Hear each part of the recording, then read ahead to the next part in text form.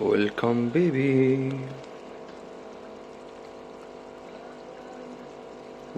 اتنين مدين دورهم لبعض، باين عليهم متخاصمين، وطبعا حطيت لهم اكل يعني غرقت الحضانة.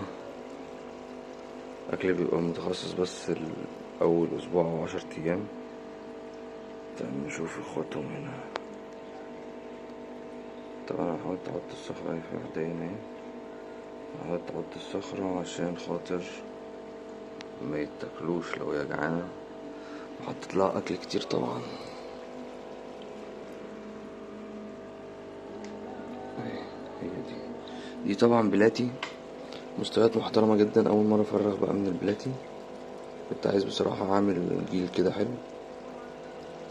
طبعا الاكل مشبر المية والاضاءة اهي. دي النتاية، الدكر بتاعها اهو تحت اهو، هو ده الشفاف ده ميكي ماوس محترم.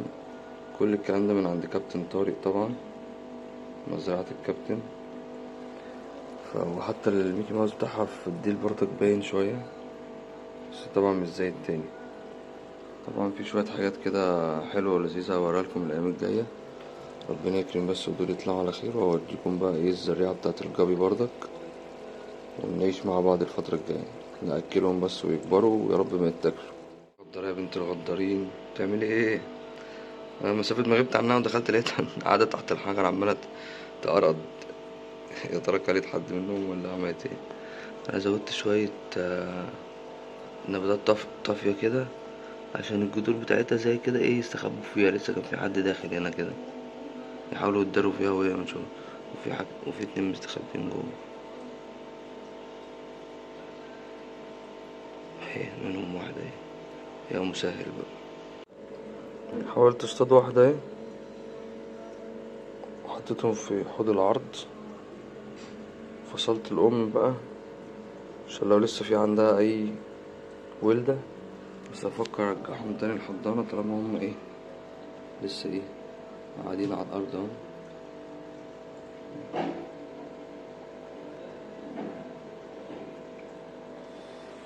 فهشوف وهبقى أتابع بقى معاكم.